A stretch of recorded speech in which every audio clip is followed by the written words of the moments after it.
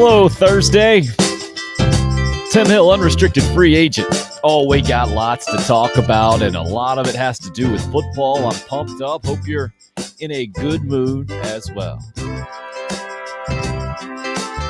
That is the point of the program, to help your day get a little bit better. Very simple. Simple goals in life, right? That's how we're going to start today, and thank you for joining us. What do you guys think?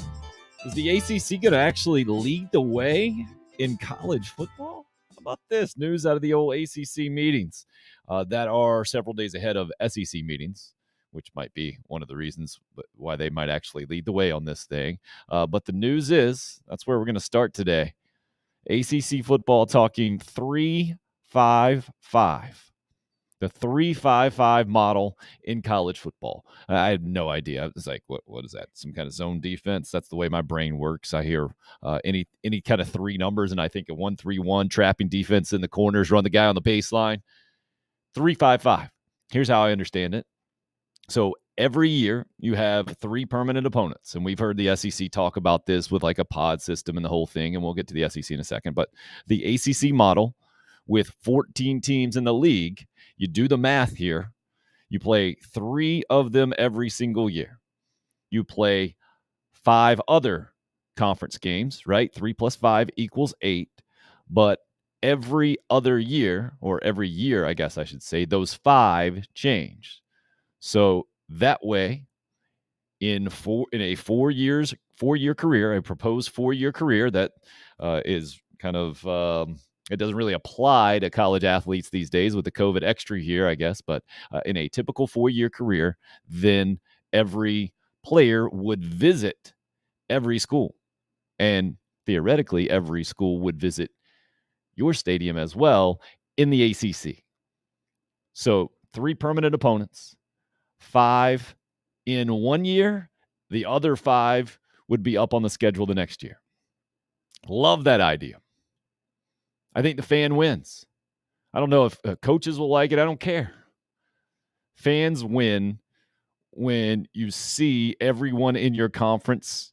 They come to you. You have the opportunity to go to them. That's one of the most frustrating parts of these new super conferences in a lot of ways, is that what Georgia and Texas A&M, I think, is the best example in the SEC.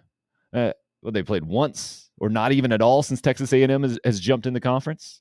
You want to, if they're affiliated with you, then you should play them.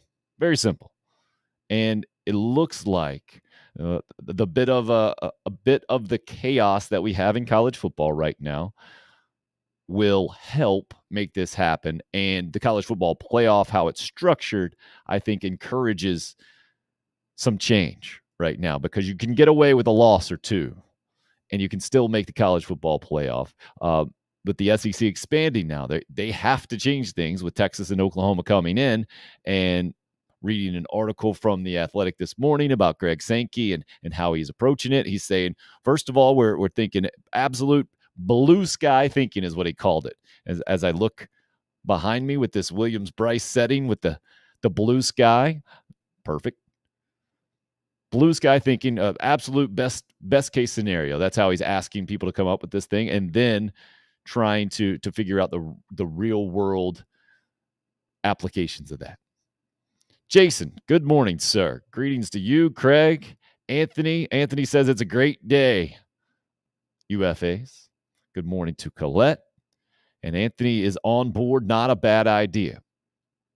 So 3-5-5 is what it is in a 14-team conference like the SEC has now, like the ACC will continue to be, it looks like. But the SEC is going to be moving to 16 teams. So the relatively easy way to convert what we just talked about from the ACC to the SEC, from a 14-team conference to a 16-team conference, the math made my head hurt to begin with this morning. I was like, wait a second. 3 and 5 plus 5, that's only 13, but you have a 14-team conference. Well, you can't play yourself. That's the math there. So you move it to a 16-team conference, and you go 3, 6, 6. Well, that math works out, right? 3 plus 6 plus 6 equals 15. That means you've covered every single opponent in your conference in a 2-year span. And it's tremendous. Now, there are some issues with that, right? The 3 permanent opponents. Can you imagine the massive difference from a South Carolina perspective? That's kind of how we come to things. And in the ACC, by the way, I'll get back to what I would love to see Clemson's 3 permanent opponents as. But if you have 3 permanent opponents, you can call it a pod system or whatever. I think it seems like they're going to move away from that. To have divisions would be kind of, I think it would be counterproductive in this way, because the point is to end up getting the 2 best teams to play in the championship at the end of the year, right? And what if the 2 best teams just happen to be in that same division? You're not going to have a 4-team playoff, a conference playoff system to determine your conference champion. Too many games and the whole thing. So divisions don't seem the way to go. And I always wondered when this pod system first came out, what's the difference between pods and divisions? It would be that the division winners don't really mean anything, right? They're just pods. They're just kind of separated, and it would basically make everyone who finishes last in their pod feel better for not finishing last out of 16 teams. I think that's a little. I think we're past that. I think we're going to move past that. We're just not going to call it pods. I don't think. I think we are going to get this. I'm hopeful we're going to get this, and I think fans win. I think we all from the outside win. I'd say coaches lose. First of all, you're adding a conference game, which like Nick Saban has been a proponent of. Sure, why not? Well, because they've been dominant in the SEC. It's no big deal for them. But when you're a school not dominating in conference play, like South Carolina, why wouldn't you try to take on a different opponent that is not going to be as strong every single year and add another win to the tally? It helps coaches for sure, helps the bowl resume. I think, and that's been another kind of hang up in this situation, right? To get bowl eligible, you want to make sure that you have the most teams in your conference to do that. It broadens the money pot for everybody. But I think we're going to see bowls relax their requirements if we haven't seen it already. We've seen exceptions. What was it, Mississippi State a couple of years ago, had a losing record, went to a bowl game? Nobody bats an eye. They're playing relatively, middle of December, right around Christmas, a little bit before maybe. Nobody cares if they went 6-6 or 5-7. If you're going to watch it, you're going to watch it, and if you're not, you're not. That requirement to me is a little bit antiquated, and I think you're seeing bowl games having struggled enough recently with several canceled, the COVID issues here in the last year, that they're going to be willing to work with conferences, college football in general, and nobody's buying that it's the greatest competition just because one team went 6-6 instead of 5-7. Anyway, as long as you have to have at least a 5-7, knock down one game, I think we're going to be just fine. So now it becomes, all right, who are those 3 permanent opponents? Craig goes with Kentucky, Florida, and Georgia for South Carolina.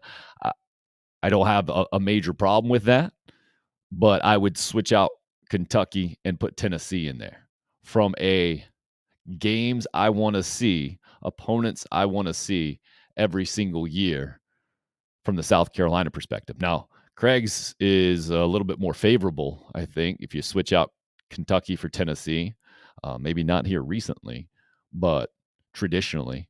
And if you're looking for wins on the schedule, that's certainly not what you would like to see from the South Carolina perspective. And he says Vandy instead of Kentucky. Sure. I mean, if you're looking for the easiest, the most favorable SEC schedule you can get, what would it be from the South Carolina perspective? Vandy, Kentucky, Mizzou? Is that what it would be? I realize Kentucky maybe not here in the last several years, and certainly giving the Gamecocks tons of problems, but I think traditionally that's what you would look for. So the problem will arise and obviously be there. There's no perfect solution. Not every one of the 16 schools is going to feel like it's going to be fair or favorable, and they'll point fingers and the whole thing. But I think they're going to get on board with this. I think you know how the SEC works, right?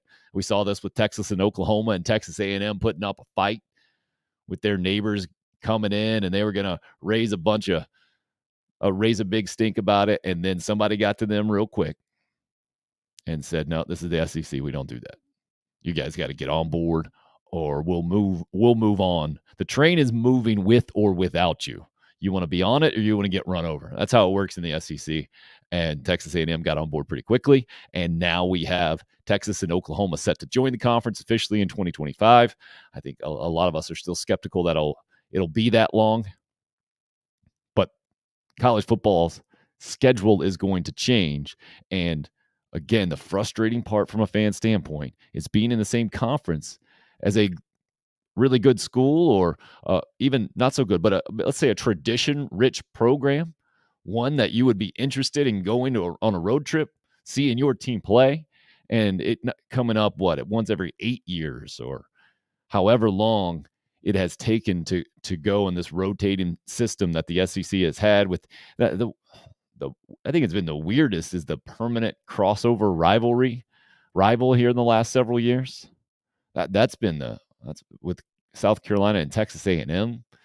Obviously, having Missouri in the East is ridiculous if you look at a map. And when you add Texas and Oklahoma, if you're going to keep the East and the West, which it doesn't seem like that's going to happen, it doesn't make a lot of sense. I think in the bigger picture, the NCAA is already saying that they're changing. They're going to vote soon, and they're going to wipe out that old rule that you have to have two divisions, and the winners of the two divisions have to play for the conference championship. Well, if you were going to keep the divisions, you move Alabama and Auburn over to the East just from a geographical standpoint. But I don't think anybody in the East wants that. So I think we're going to get this. I think this is a great example of how change, while there are plenty of complications that come with it, can really be a good thing. And college football, while the almighty dollar is king, you do have to make adjustments that fans are going to be receptive to. And this is one of them, I think, in the ACC as well. Good for the ACC. So from the Clemson standpoint, if you go to a 3-5-5 model, just from a college football fan's perspective, I would love the three opponents for Clemson to have every single year. Well, I'll give you guys a chance to guess where does your head go, is my question. Three permanent opponents in the ACC, Clemson football specifically. What would be the most fun as a fan to have every single year? You know that's going to be on the schedule, because obviously from the Gamecock perspective, the ACC schedule has long been criticized and ridiculed compared to an SEC schedule and the whole thing. But if I added these three from the ACC onto Clemson's permanent schedule every single year, I think you got to go, huh? Yeah, that that is a strong three. So Trey, from the South Carolina perspective, is going Vandy, Tennessee, and Florida. Yep, I could see that being much easier than having Georgia on the schedule every single year, and Vandy even better than Kentucky these days. That's a good one. Okay, so now you guys are playing along. My boy Brian O. Miami, Florida State, NC State. Brian is an NC State guy, I believe. Those are three good ones. Not quite. Those are two out of the three that I was thinking. Craig goes with North Carolina State, Florida State, and North Carolina. Okay, not bad. But from the football perspective only, if I'm choosing three permanent opponents for Clemson from the college football games I want to see year in and year out, I go closer to Brian's there. Miami, Florida State, then I throw Virginia Tech in there. And to me, those are the four football schools in the ACC. I'm trying to think if there are any more football schools I would put there. It still hurts my brain that Pitt's in the ACC, so I'm trying to figure out exactly. I still think of Pitt more of a basketball school, even with Kenny Pickett and recent success for sure, some recent success. But so Clemson were to put those three on there, which I'm not saying that would make sense or they would do anything. I mean, geographically, it doesn't make a whole bunch of sense, and I'd say it's highly unlikely. It would probably be the most unfair three permanent opponents they could get from a football perspective, but I would love to see that. Miami, Florida State, Virginia Tech, every single year against Clemson would be tremendous. And again, and I say from the South Carolina perspective, Georgia, Florida, Tennessee. I love the idea of this thing. And not just those permanent opponents, but then the rotation every single year, because that's when it can fluctuate big time, man. If you've got 5 in the ACC, 6 in the SEC, those 5 and 6 you get every year with the way the league can go up and down. I mean, just think about it recently.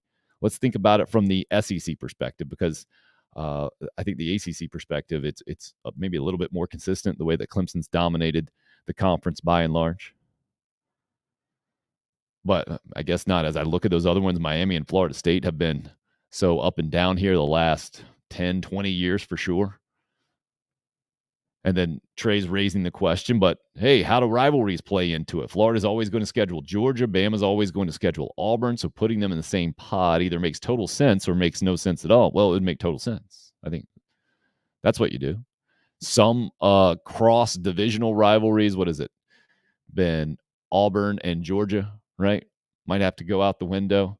But those are the ones that I think you got to let go of. What's the other one? Tennessee and Alabama that they've been trying to protect. Yes, some of those things are going to go away. But guess what? Texas and Texas A&M haven't even played in football recently. Carolina and Clemson didn't play in football a couple of years ago. Like, this is where we are in 2022 with college football, making the adjustment. So there's going to be some issues, no doubt about it. But I think in the big picture, much better for college football fans. Those of us who watch and love college football, love to see good games week in and week out. The idea that the SEC now is open or is likely to, I think that's where we're at, to play 9 games in conference. Man, that's a tremendous thing for fans, right? You unless you are all about what the record says at the end of the season, which all fans want to see their programs win games, no doubt about it. But I think, especially from the South Carolina perspective, the Will Muschamp success that you saw in year number 2, specifically, where the SEC East was really down, you saw how just because South Carolina won games that year, and the record ended up pretty good with 9 wins, if I'm not mistaken, that I didn't necessarily set the program up for any kind of success moving forward. You got to be able to beat the good teams. You got to be able to do it consistently, and to not embrace that and move forward with that, I think, is a mistake that college football has made, that these big time super conferences have made to some degree. We've seen I think it's been the Pac-12 playing non-conference games for a while. And the SEC, I love how they went out. A lot of these programs did go out and schedule big time non-conference matchups, but ironically, what has it been? Georgia specifically with Texas and Oklahoma, and now they're in the conference. So no need. Bring them on in and just make it that much better. What is going to be paramount from the SEC perspective is feeling like you are protecting your interests from the college football playoff standpoint. And I think we've gotten to the point with the college football playoff, and now having it for as many years as we've had it, to realize that you don't have to be perfect. It doesn't have to be an undefeated season, and the best teams are going to play at the end of the year. And the SEC is the only conference to have a college football playoff team every single year. And then you've seen them have a couple of teams play for the national championship a couple of times now in Georgia and Alabama. So I think that is safe, and it's not so cherished that the SEC feels like it has to protect what it has had. I think the conference plenty healthy enough, especially when you add Texas and Oklahoma into it, where you feel pretty confident from the SEC perspective that you're going to have those several teams in the mix for the college football playoff year in and year out, and not just one spot, possibly 2. Assuming that we're just talking about the way that the college football playoff is currently structured, and it's not going to expand. Now, even if it expands even more, then you can talk 3 real quick SEC teams have an opportunity to get into an 18 playoff, a 12-team playoff. You could even talk about 4. And playing one more conference game isn't going to eliminate that.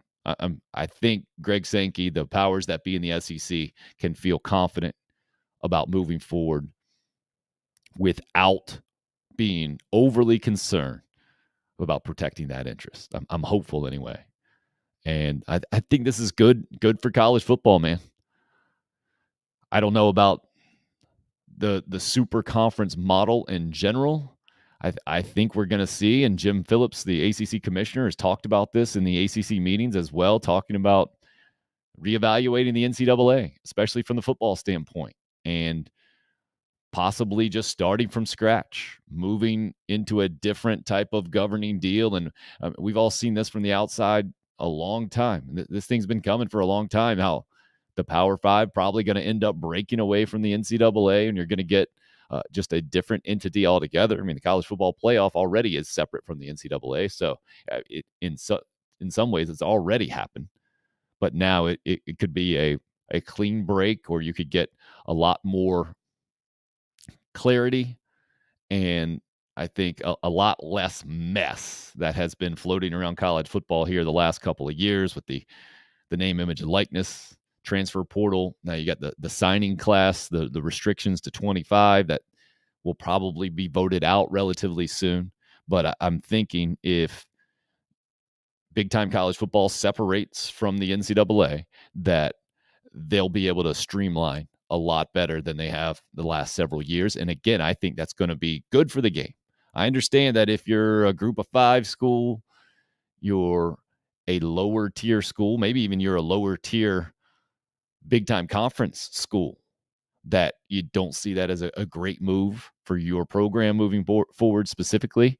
But just talking about how the SEC has fluctuated in the last 10, let's go more than that, 15 years. Let's go basically when Nick Saban came into the league, right? Saban hasn't been in the league that long. It just kind of feels like it. He's just been dominating for Alabama's been so dominant recently. It's hard to fathom unless you really try to go back to the pre-Nick Saban days at Alabama, or even year number 1 when they lose to Louisiana directional school. But Alabama has not dominated the SEC for the last 2 decades. No one has, right? Florida been up and down, national championships, and then just a big old mess a few times. Arkansas, man, they have gotten back to more than respectability, right? But would they lose 21 games in a row or something in conference play? Something crazy. Chad Morris never even won one. They were at the bottom. You've seen Kentucky at the bottom and now rising to relevance in the last 5-ish years. South Carolina, 3 straight top 10 finishes for the Gamecocks. And then the struggles relatively recently, a couple of years ago, with 2 wins only. Almost everybody but Vandy. I mean, I guess you can go back to the Vandy heydays, right? Before James Franklin Jets to Penn State, and say, hey, they were even relevant. They were battling in there. They were having good years. And when you can work Vandy into any kind of SEC football relevance discussion, then that's the prime example, I think. I'm trying to think over to the West. Auburn obviously been up and down all over the place. So these things fluctuate, and how your 6 games, if they end up going to a similar type schedule in the SEC that the ACC is talking about, where it's 3-5-5 with 14 teams, be 3-6-6 in the SEC with 16 teams. Where those 6 teams are in that cycle that particular year, to me, again, that's all part of the fun of college football. It's what makes it more fun than the NFL, where in the NFL you definitely see organizations fluctuate, right? Ebb and flow, no doubt about it. Almost, I want to say everybody but the Patriots to a large degree in the last couple of decades. But that ebb and flow, the scale is much tighter than where I feel like college football, it can be so drastic. from I'm wondering where Oklahoma's going to go. Texas is probably the best example right now, right? Florida State, maybe better example. Florida State, dominant in college football, best run ever with Bobby Bowden. 12 straight years, 13 maybe, top 5 finishes.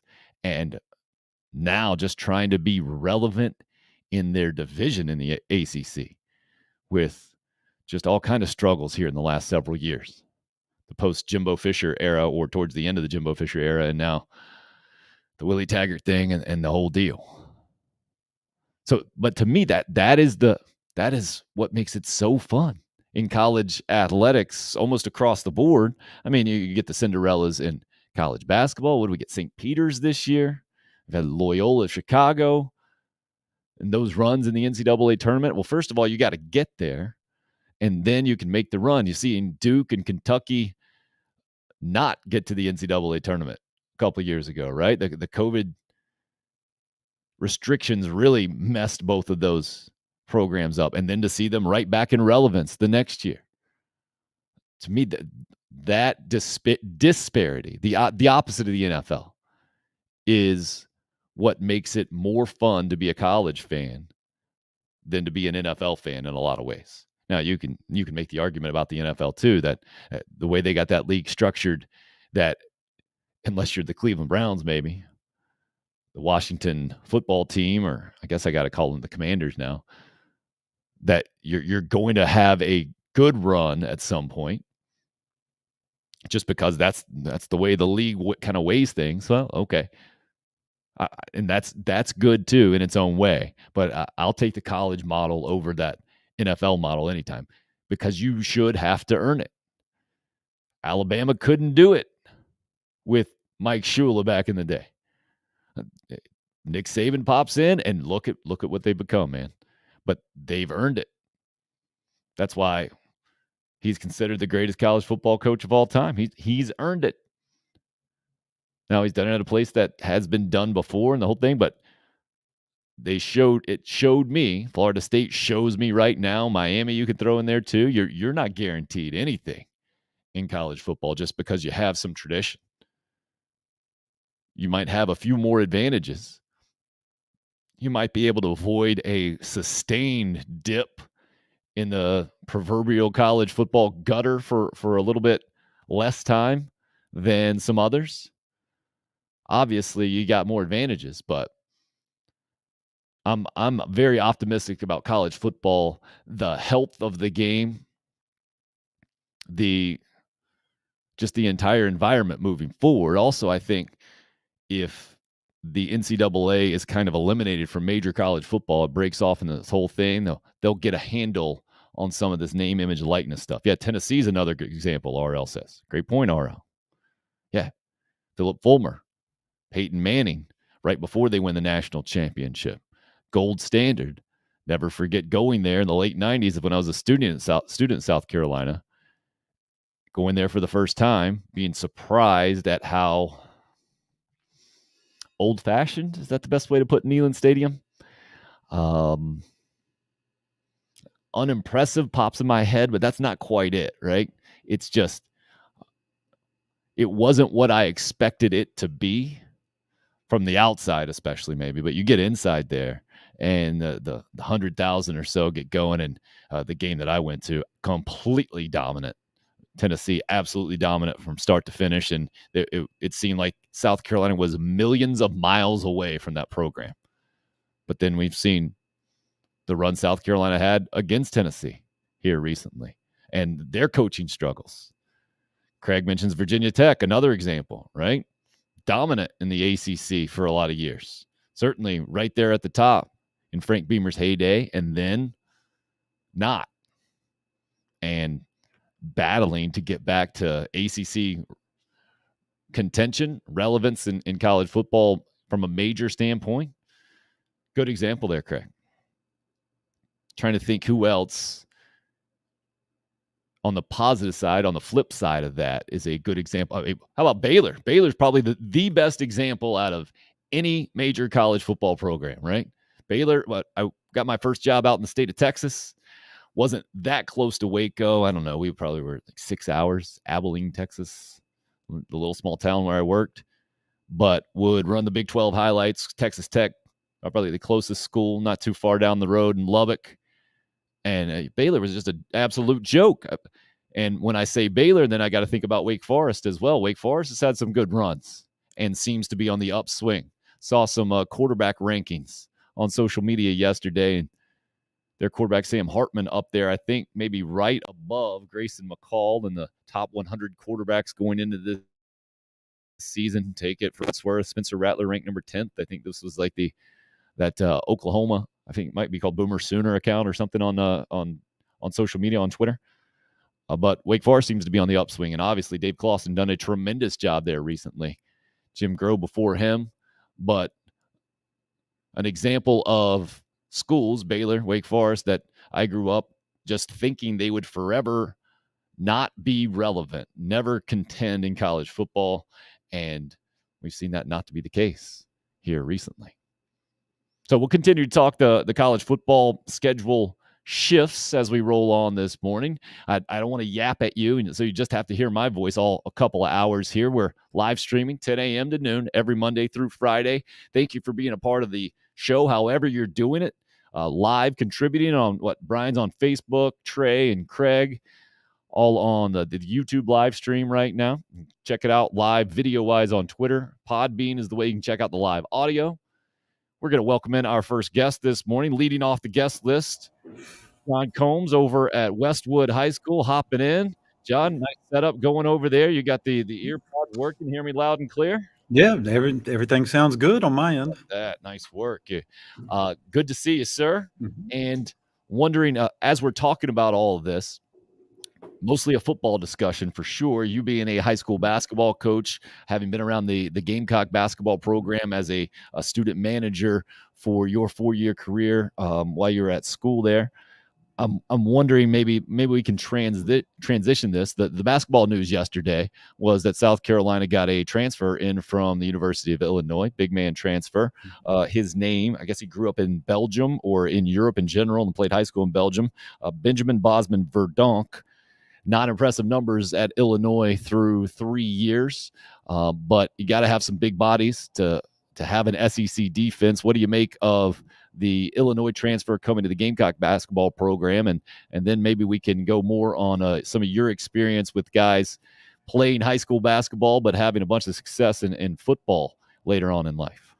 Well, I think the guy that they picked up from Illinois, he's got a chance to be good. He was well thought of coming out of high school.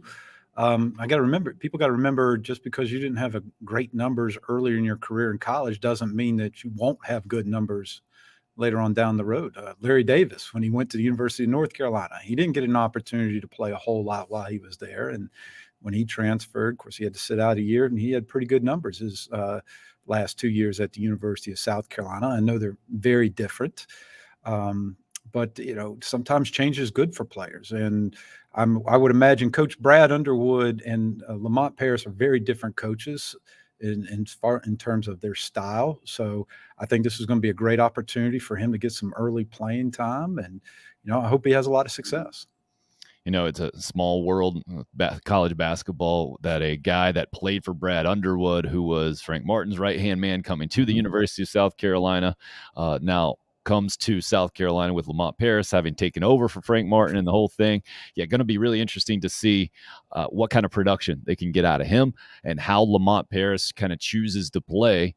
Well, being a basketball guy, Don, the way that the game has changed, and I was watching a great series. Bucks Celtics has turned out to be a fantastic series. Watching that thing last night, kind of the latest reminder to me of more positionless type basketball, open floor, big guys. It was Al Horford the game before last night, just going nuts, and kind of a spot up shooter from three as a 6'8", 6'9" post guy that he was at Florida back in the day. And I had to look it up. I had to make sure he's 35 years old and had his playoff career high and the whole thing. But I say all of that to ask, do you think the Gamecocks and Lamont Paris will go more towards the open style? It seemed like Frank Martin maybe was one of the few guys who was holding on to got to have some big guys in there and keeping more of an old-fashioned mentality, or is this a case of where you got to thrive off the personnel that you have and go from there?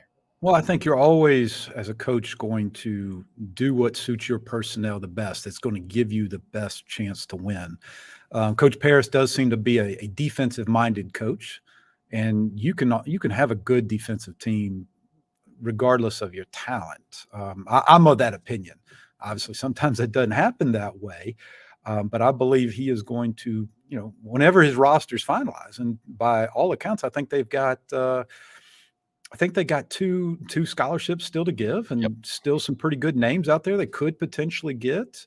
So it's too early to say exactly how they will play. I mean, if you've got guys that are a bunch of not just shooters, as Coach George Glimp used to say, you got to have some makers in there.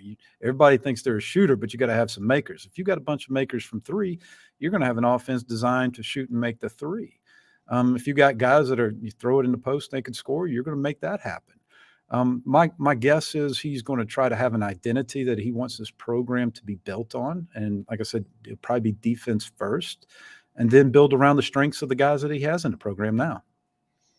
Yeah, Craig, appreciate you keeping me straight here. Great call. I didn't even mention that. Oh, yeah, Illinois just happened to knock Chattanooga and Lamont Paris out of the tournament. So Paris got to see this big guy for himself right in front of him, and I'm sure get plenty of maybe you learn about how guys interact with their teammates. I feel like when you're in that environment, and you can do all the research you want to, the due diligence and the whole thing, but to see things for your own eyes, to get that feel, I think is just a little something different. Will be, again, interesting to see what happens there, and where this Gamecock basketball programs goes. You mentioned names and two scholarships available out there. How about Julian Phillips? I believe that decision is being made today. A big time prospect from Columbia. What are your thoughts about him, and then where he might end up? Well, I would think, I don't hear that it's South Carolina, but who knows? Maybe it is. Maybe there's a change of mind. I think it was supposed to happen earlier today. Now it's supposed to be, I think, 3 o'clock. The announcement's going to be. I also caution people this: while maybe Julian Phillips today doesn't pick the University of South Carolina, but who's not to say that something doesn't go well at his first stop? Maybe the South Carolina's the second choice down the road.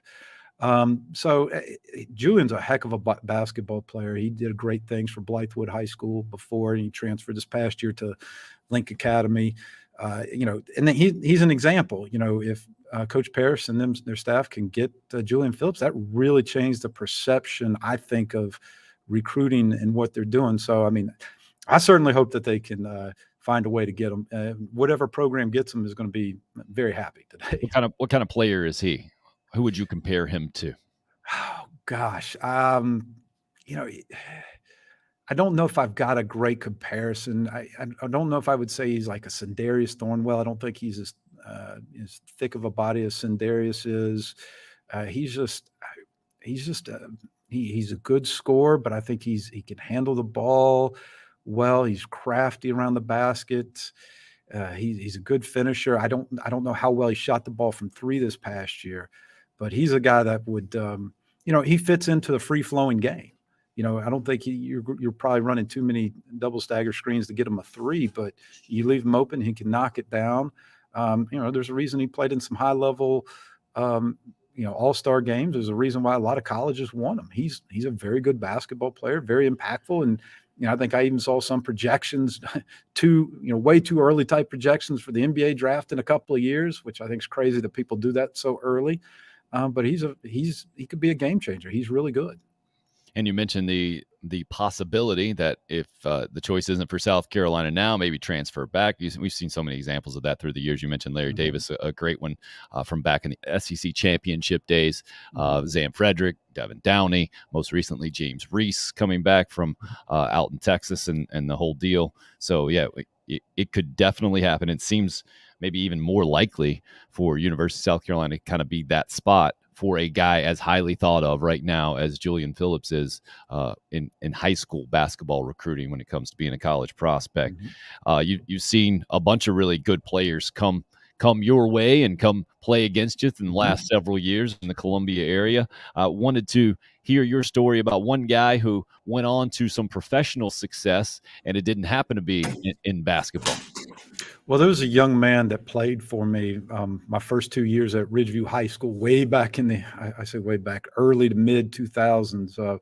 Guy named Brian Quick. I'll never forget this. After Brian's junior year, Brian came and talked to me.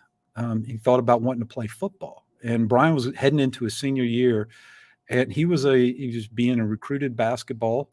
Matter of fact, he ended up was offered by USC Upstate and Steve Smith, who ended up being an assistant at Clemson and now is an assistant at Florida State.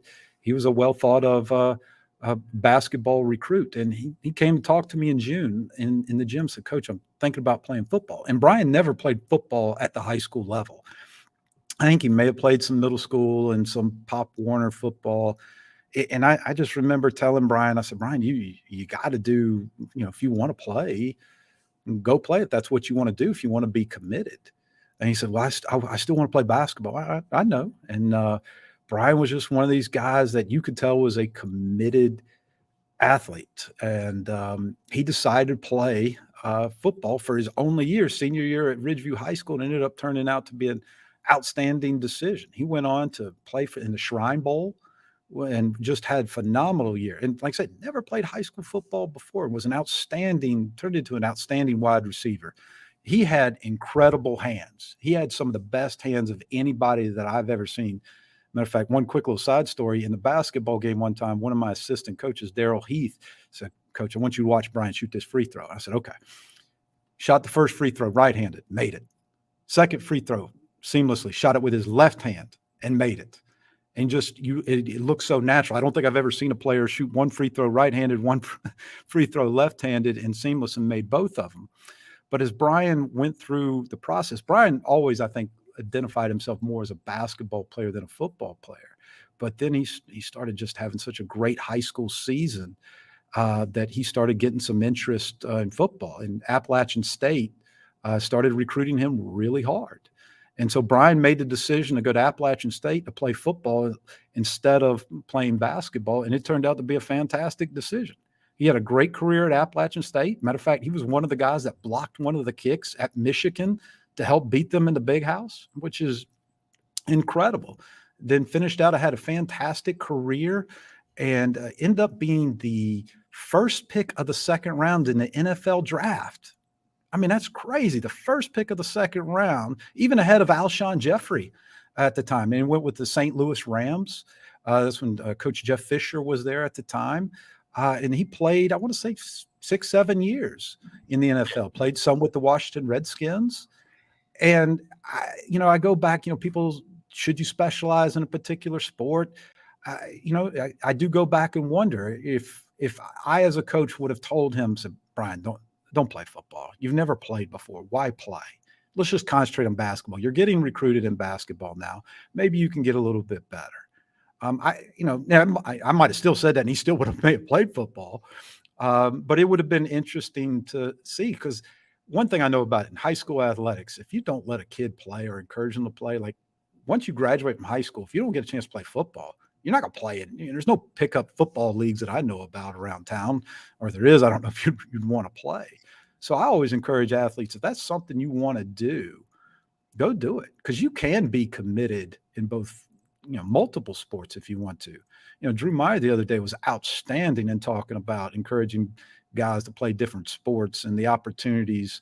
If you play at a smaller high school, that it might be a little bit easier to play multiple sports than if you go to a big high school like a Dorman or a Wando. From your perspective, especially that last part you touched on, being committed in more than one sport, I think might be a foreign concept to some parents who didn't have the opportunity to play multiple sports, or just fear, I think, their kid getting behind, whatever that is, right? Can you explain exactly, from your perspective as a high school head coach, how you can have a player that is committed to playing for you in basketball and yet also still committed in playing another sport or two?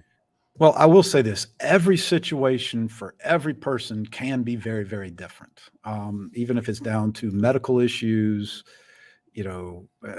overuse. I mean, I know the world of youth baseball and high school baseball is, I mean, people talk about AAU basketball. I think travel league baseball may be, worse or whatever you want to call it with all the different things. And of course, baseball is a little bit different because if they're a pitcher and the repeated motions, you can cause arm problems. Well, Brian, for example, Brian Quick was so committed, like even during football season, he was still working out. We had a early bird basketball class. He still participated in that class, even during football season. He didn't do anything on game day. Matter of fact, we had to tell him, hey, sometimes we play pickup on game football day. I said, hey, let's don't do that. I don't think our football coach would want that too much. But he wanted to. He was still committed. Like, okay, you can work out some in the morning to play basketball in the morning, then go do your 7-on-7s or your workouts for football in the afternoon. Now, as coaches, I think we do have to be mindful that, not to wear kids out, because that is certainly a possibility, but you can be committed to do both. Now, I'm one of those two. I wouldn't force somebody to play another sport if they don't want to. Sure.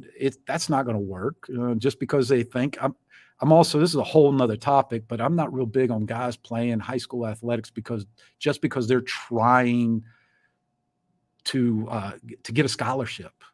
Like I just don't, don't get me wrong. I think having a goal of playing athletics to earn a scholarship is a fantastic goal, but guys shouldn't play a sport just because they're trying to get a college scholarship. AJ Green at Somerville, who knocked us out of that year of the playoffs with Brian Quick. I mean, it was a heck of a third round game with Somerville with AJ Green, who scored 33 points against us and couldn't miss a three, and Brian Quick. And there, it was just phenomenal. But, AJ Green was a high level basketball player. He could have played college basketball. Did pretty well for himself, as far as I know, in the NFL. You could say the same for Alshon Jeffrey. Alshon Jeffrey was a pretty good basketball player at Calhoun County. Very good. Unfortunately, I saw that up close and personal a couple of times. But I just really believe in guys playing multiple sports if that's what they want to do. Craig weighs in on the YouTube live stream. Our son played 3 sports for 8 years straight, then focused on football, doesn't regret playing multiple sports. John, I've never talked to a college coach that has expressed anything but encouragement for playing more than one sport. Now, I think it's that last part that from an adult standpoint that you got to stress that if you're going to play those sports, you got to be committed in playing them. And then you got to be really good at time management and make sure you take care of your schoolwork and all of that. But I think as opposed to spreading kids out too thin, I think that actually helps when your time is focused. Right. I remember I was lucky enough to play 3 sports in high school as well. Unfortunately, my senior year of high school basketball stunk it up pretty good, and we didn't get in the playoffs. And I actually had a couple of days free before baseball season started. I had no idea what to do with myself because I'd just been so used to having the routine and knowing exactly where to go and the whole deal. And I think we all know as adults when teenagers specifically don't have things to do, that's when trouble can happen. And I really am a big proponent as well, and am happy to have heard so many successful athletes and high-level coaches encouraging now diversifying as an athlete, not just thinking you have to focus on one at a very early age to have success in that sport. Oh, 100%. I mean, as a coach, I've been fortunate. We haven't had many issues, but if I have discipline issues with my players, more times than not, it's in the off season. It's not it's when we don't have practice, when there's not things going on. That's when there's been the most challenges. I also have 2 daughters.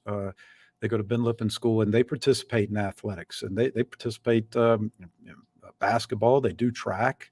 I think diversifying is a really good thing. It tells you to deal with different people, different sports. I'm sure there's a case. Like I said, I don't encourage people to play a sport just to play if they're not interested in it, they're not committed to win.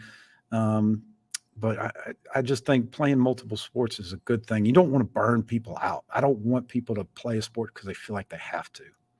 Yeah, a guy that actually said it in his introductory press conference. We circle back around to Lamont Paris, said that's how he grew up, playing all the sports. That's just what it was, and he ended up moving on in college and playing a little college basketball before getting into coaching. But it seemed like he is of that mindset as well. So you talked a little bit earlier about 2 open scholarships for the Gamecocks. Is the current college basketball environment, which is wildly different from when you saw it up close with Eddie Fogler Mhm. and that program and the whole thing, the transfer portal, the name, image, likeness. Do you feel like it's easier or more challenging from a coaching standpoint to come into a new program and start to win or start to build the roster how you want it immediately? Well, it depends. First of all, I think it's more difficult now. There's no question it's more difficult. But I put a little asterisk by it. If you learn to be great at the transfer portal, then maybe it would be easier. The challenge now, when you think about when Coach Fogler came into the program, he had to take over for Steve Newton. Steve Newton didn't leave much behind for him. When Coach Fogler left and Dave Odom came in, there was a good core group of guys that were there, including Mike Boynton, Rolando Howe. So it was easier for Coach Dave Odom to build off that. Now, if you go back a few years and you could transfer, even Mike Boynton recently said he might have even transferred if the transfer portal 1 year free transfer was available. But now when Coach Paris took over for Coach Martin, there was the idea that next year's Gamecock basketball team, if Coach Martin was still here, had a lot of good returning players and it had a shot to be pretty good. Well, since the transfer portal come up, so many of them have left. So I think at least this first year, this go through, it is going to be extremely difficult for Coach Paris to get all the guys that he wants because he's got to just start developing relationships with the guys he's already got in the program and developing new relationships with guys to come into the program. So there's no doubt, and I hadn't even talked about the NILs, how that factors into all of it, and they're still trying to figure that out. It has major impacts right now. As you were talking, it reminded me of something Patrick DeMarco told me yesterday. Patrick played for the Gamecock football team, on a great NFL career, now back with the Gamecock football program and kind of multiple roles as an analyst and assistant in development and the whole deal. He mentioned how difficult it is with a first year of an offense from a football perspective. How does it compare in basketball from your coaching perspective, putting in the first year of a program, not necessarily offensively or defensively, just kind of your system and making that transition? Does it have a lot to do with whatever the system was before and how similar or different the new coach's system is, or is it just kind of across the board about what Patrick said and a very difficult thing? Well, first of all, it's going to be a challenge because there's just going to be so many guys. I mean, Lamont Paris is not going to have coached many of these guys at all. Maybe, I don't know, I can't remember if anybody from Chattanooga is coming with them, but everybody is so different. So they got to learn his style. He has to learn what they can do. He can watch all the film he wants on the players that he's got in his program, but it's completely different when you actually get an opportunity to coach them, work with them on a day in and day out basis. And which guys do you need to coach really hard? Which guys do you maybe just need to instruct a particular way? And figure out, I mean, you might have I've had set plays that certain years are great plays that work fantastic. The next year I teach it the exact same way. They're not as good because the players are different. They don't understand what I'm trying to do. So it's going to be a challenge for Coach Paris. But the good thing is, he does get an opportunity to work with guys more now than what was done in years past. So he'll get to learn his guys and, what they can do best and how he can coach them best. But it is certainly going to be a brand new challenge because not only new coaching staff, I mean, a lot of these guys have never played with each other. They don't know each other real well. So they got to learn each other on the court, where they like the ball the best. KYP, know your personnel, as George Glimpf used to say. Maybe a guy's open, but maybe you don't throw it to him in that situation. Maybe he's better at catching it standstill than he is catching it on a run. So there's a deep learning curve for not only the coaches, but also the players.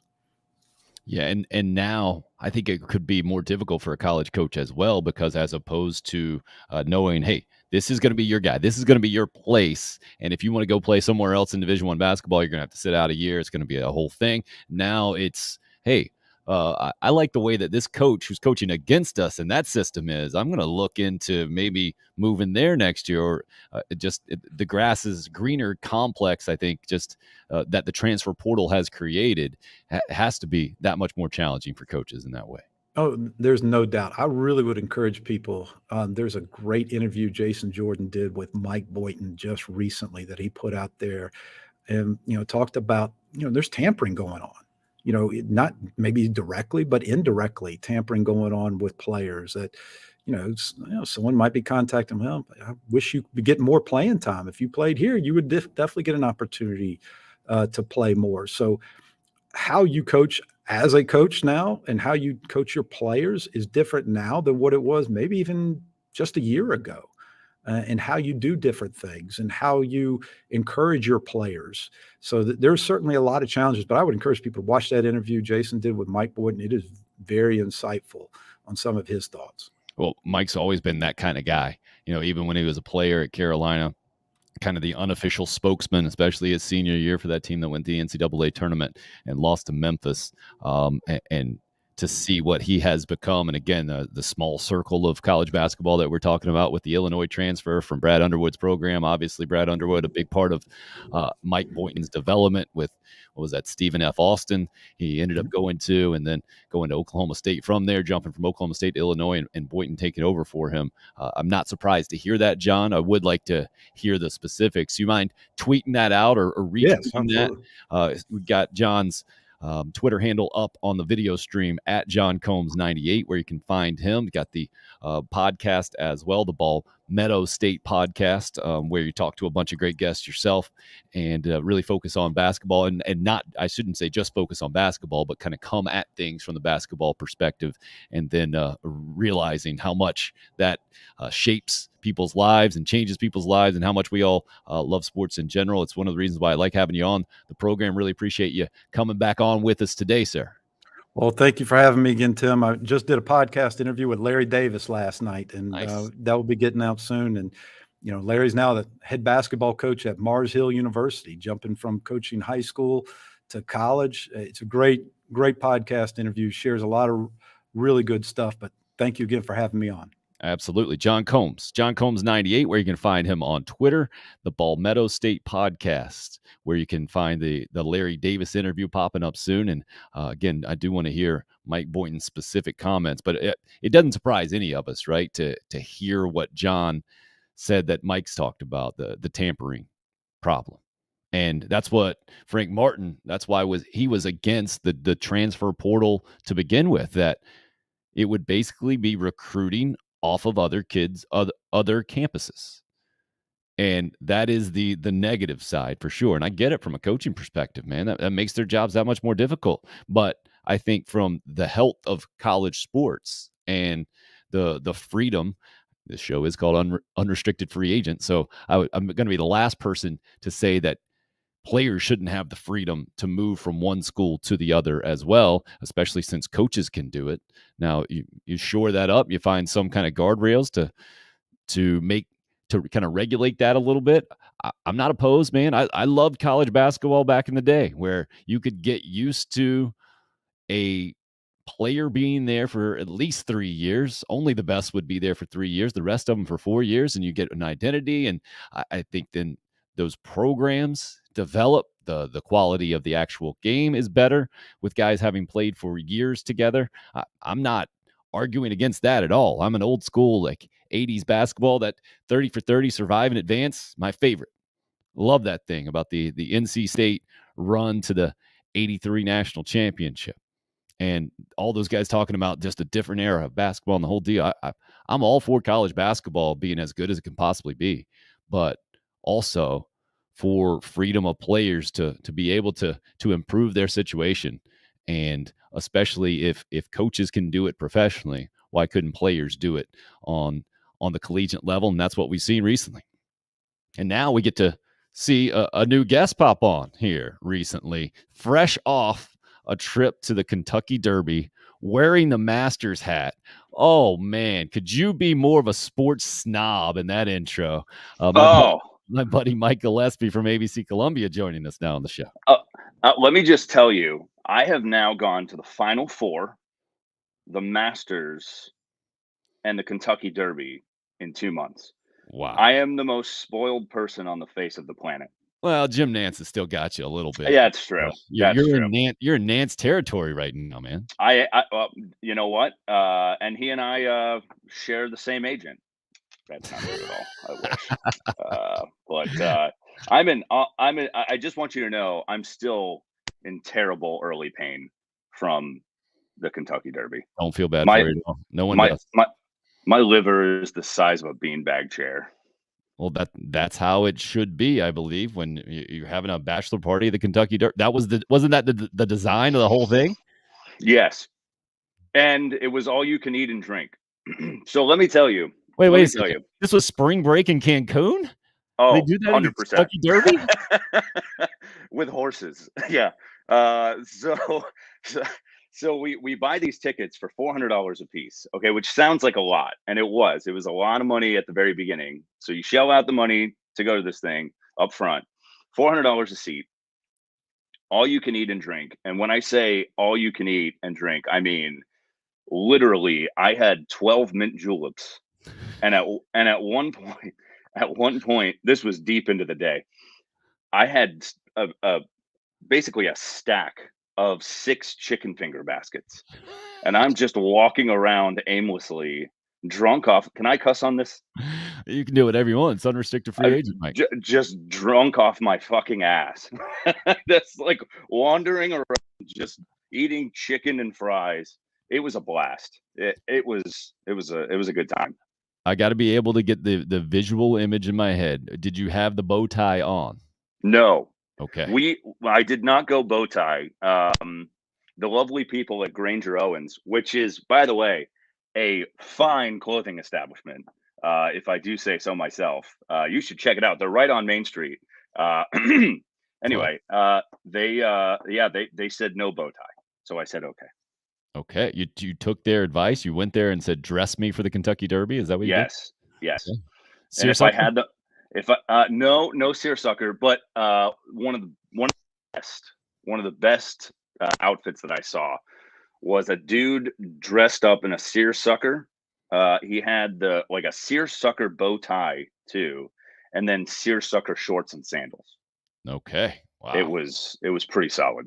Yeah, for those of us Uh, who've never been, man, set the stage beside the all you can eat and all you can drink. Because to me, I just see it as an SEC football tailgate like environment with yep, gambling involved, yep. and then some horses run around, and a lot of people, well, a lot of people are disappointed, and there's some very hmm happy people that just made some money. There were a lot of disappointment. There was a lot of disappointment on Saturday night. But the cool thing about the Derby is, and a lot of people don't know this, but there are actually like 17 races that day. So, the actual like run for the roses isn't the last race. They actually have like 2 races after that. That's just like the most famous one. So you can stay, and it's by design because most people are, super drunk, and they don't want everyone to just go home right after that. So, for about an hour, you get to see a couple more races, and you get to still bet and whatnot. Um, it's pretty unlike anything that I've been to. The infield is sort of the general admission mosh pit, right? So that is basically like the frat lot, and it very much is like, you know Kentucky fraternities, like, I mean, the sororities, like, they all congregate over there. So you weren't Um, in there? No experience in there? we did go. So half of my group didn't want to shell out the $400 Mhm. to get a seat, so they went with general admission. So That would we be had to me, go. by the way. So yeah, so we had to go see the peasants. So we did, and no, we said hi, and then I said I need to go get back to my chicken fingers now, and so we were in there for like 15 minutes. It was a lot of fun. I mean, the one thing I will say, if you do general admission, you've got to have a solid bladder, Mm. because I'm not telling you. I'm telling you that the lines for the porta potties were about a quarter mile long. That sounds right. I mean, it's And SEC football tailgate environment, right? it was, yeah. But for the non-peasants, the people who could, afford these things, afford the tickets, people like me and my friends who Mhm. make really, really just tremendous amounts of money. Uh, we we basically had these seats. They're actually new seats. They're really cool. It's right across from like where everyone sits, right? So you see like the famous boxes, and like Millionaire Row and where all the famous people sit and whatnot. We were right across the track in these new bleacher seats. And if I'm going to the Kentucky Derby next year, I'm doing this because it was only, up front, like I said, it was, $400, but you actually got a view of the track and you saw the horses go around twice. So so we were kind of like right in the middle there. We saw like the last eighth of the race. So cool story. My dad, who knows nothing about sports, okay, he is pretty much a full-time gardener, right? And retired at this point, but knows nothing about sports. He gives me $80 and he's like, do whatever you want with this. And I was like, okay. I was like, do you have like a horse that you want me to bet on? And he's like, no, not really. Just whatever you think. So I made the joke with him. I go, well, in that case, I'm going to put $80 on the least favorite horse. And he was like, sure, that sounds good. Friday night, we go to Caesar's Palace. Okay. I'm down $150 at the blackjack table. What's the minimum? And minimum's $15. Oof, that's high. Yeah. And so the $80 in my wallet is talking to me and it's saying, just bet me. Just bet me. It's fine. It's fine. So I did. And I lost the $80 on the blackjack table instead of putting the $80 on Rich Strike, which if my math is not mistaken, we would have walked away with, I think it was $6,800. Yeah, was it 80, 90 to 1? It was 80. It was 80 to 1. But anyway, the scene was really cool. We got to see Drake. We got to see this guy named something Jack Harlow or something. All the kids knew who this person was. I don't know who that was. That's dude here. Yep. Donald Trump was there. He came up through the trash chute, which I thought was kind of funny. Yeah, so they had to like get him in without anyone knowing. Mm-hmm. So they basically used the trash elevator and brought him up and down. Which I'm thinking to myself, a trash elevator, right? And I'm also thinking to myself, like, the fact that he agreed to this, right? Like, he doesn't seem like a guy who would agree to go into a trash chute, but he did, and they got him in, and apparently he was hosting a fundraiser.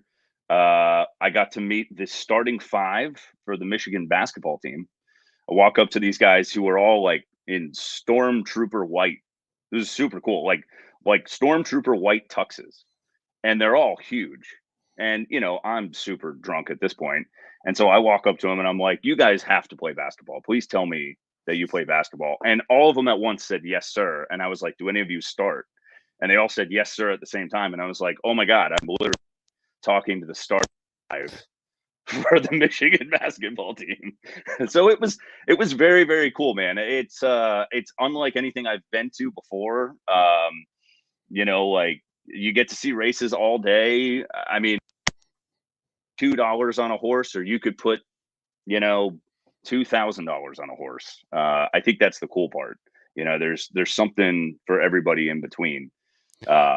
I don't know about you, but I have very limited racetrack experience, a little bit more experience at the tables like Caesar's Palace where you're talking. I feel like it's typically the person who a lot of times is the least invested who is the most emotional. Oh, 100%.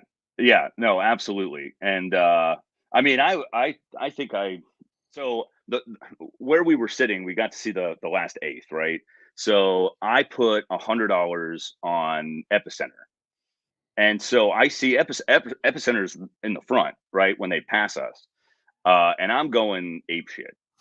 And then all of a sudden I see this stupid ass horse veer left and win the damn thing. And I think I said fuck about 10 straight times. And I'm really glad there were no children around me because I was really, really pissed off. And I know nothing about horse racing. All I knew was I put $100 on Epicenter, and that would have I think it would have paid out 400 Mm. or You 500, but I would have won 4. you saw it go up in flames right in front of your eyes. It was, and then we did the Bourbon Trail the day before.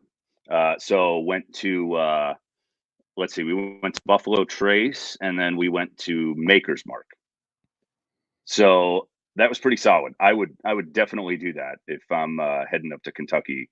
Um, yeah, no, it was a good time. We had my doctor friend brought a bunch of edibles, which was a lot of fun for the people who participated.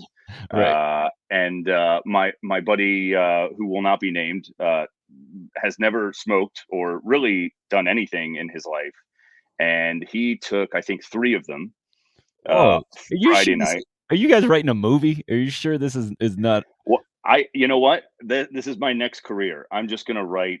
Yes, I'm gonna write movies. So there were 2 things that happened Friday night besides like us losing a shit ton of money.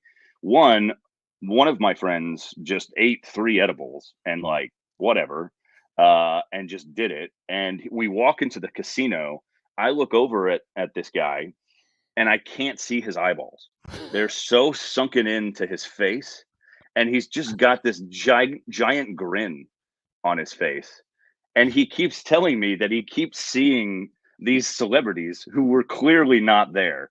Like he goes, dude, that's Shaquille O'Neal. And I'm like, no, man, that's just a big black dude. Like that's not a Shaquille O'Neal. And then he's like, that's Dr. Oz. That's not Dr. Oz. Dr. Oz is not here. Like that's not. So we just started fucking with him. Like, hey, that's Wilford Brimley over there. You know? Hey, Frankie Muniz is at the blackjack table. And then the other part, sorry, I'm talking my ass off, but the other part of this, and I really shouldn't say this, but I'm just going to because I thought it was hilarious. As we're walking into the casino, my buddy turns to me and he goes, "Hey man, I got to tell you something." Like, what's up? He goes, "I actually have a gambling addiction." Oh Like, man. couldn't tell me that 10 minutes before? Like, as we're walking into the damn casino. Well, I don't even know what to do with this. So like I basically just 2 of my groomsmen had to babysit him all night. But he was fine. He only lost like $100, I think. So we were good. Are you sure? Have you checked No. casino tape? No. Okay. Hey, whatever you gotta tell yourself to feel better. You're good to go. That's what he said, $100. Wow. I can't imagine a worse lie to tell someone on the way into the casino. It was a pretty epic time, and I'm in like I said, if I could get this coffee injected straight into my heart this morning, I would. Good for you, man. Good for you. So, when did you have to get back to actual working after this? So my plan was to do Monday, which was very aggressive, Right. and then it's about an 8-hour drive back. So we ran into a couple accidents on the way back Sunday. So I texted my weekend guy Cam and I said, I need you in tomorrow. Right. I'm not going to make it. And still recovering on a Thursday, but you've been back at work a little bit on cruise control. Oh, I don't even know what we ran yesterday. I have no idea. I'm not sure. I don't think anyone knows what we ran yesterday. But how are you liking this new pod? This is awesome, man. I love this thing. Thanks, man. Much appreciated. It's definitely a weird in a good way, if that makes sense. Like it is. I responded to a text when I just made the announcement, and somebody came back to me. I was talking about the big Wolo pension that I'm sitting on, and the privilege and the whole thing.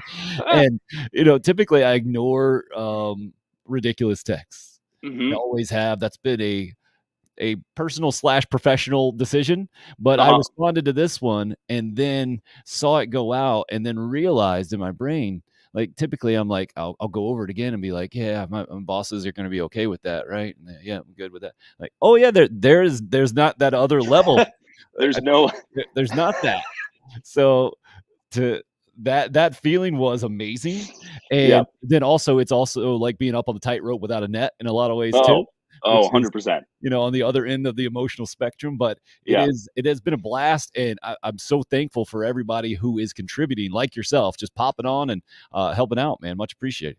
No, this is cool. I like it. And like you said, you don't have to deal with upper management. You can say whatever you want and get away with it, I guess. I mean, what are you going to do? Suspend yourself? It's You well, know? I might, or I might get the personal CEO to suspend me if I go too far off the rails. Now, where do you do this? Are you at Williams-Brice right now? I am sitting at a non-moving Williams-Brice Stadium. The clouds are amazingly still. Wow. Isn't that weird? Yeah, No, we that's just got the green a screen here, trooper. sitting in the same spot. Oh, that's a green screen. Yeah, it's shocking. Oh, I know. I thought you no, you should mix it up. Okay, You should have a live feed, just gotcha. like rotating, like every single time. Oh, you don't take commercial breaks, do you? Right. Do you take commercial? No, you're talking about having the iron bladder. That's been the real challenge. Oh I think it God. was like day 3 or 4. I had to end the show a few. Uh-oh. I think I lost you. Did I lose you? Uh-oh. I hope I just freaked you out. I just freaked you out, right? Totally freaked Oh you my out. God. There we go. There you are. I'm sitting there talking to myself. I tried to change the background because you're so ADD that you needed me to, and then I just popped right out of the whole thing, and it was just Mike left. I But love listen, this is not that yes, I am ADD, but it's a product of my generation. it. We're Okay, all ADD. blame it. And it only gets worse. Like the interns that I have now, like they can't. I have to literally like jump in front of them when I'm talking to them and be like, "Yo, hey, I'm here. I Well, need you to do something for that's a me." great old man rant, by the way. And Yes. if to make you feel a little bit better about that, how I could tell I was turning into an old man is when we hired you at old ABC Oh Columbia no. back in the day. Yeah, and Oh you would no. come in and sit at your computer and then set your laptop up right beside you. And I was like, "What is going on here? I This need guy, 9 screens right? in front of You me. got your computer right there, man. What do you need another computer for?" I mean, you know what? I don't do that now. It's I honestly, I am so checked out technologically. That's what this business does. Like I mean, my phone goes off all day and I'm just like I just want to retire on top of a palm tree. Just like that's all I want to do. And I'm only 32. And I'm like, Sounds about "Oh my god." This is a serious thing. Like I do wonder how much like people in this business who are my age and younger are going to burn out in like 10 years from just this thing, right, the you phone. know? No, Dude, but I it's mean, not TV, man. It's just any oh, it's everywhere. it's any business that requires you to be connected the whole time, right? Oh, Hey, it's crazy. I figured out that that's not every business, by the way. Like I was doing a little substitute teaching. Oh Hey, they yeah. don't bring out Yeah. their phones.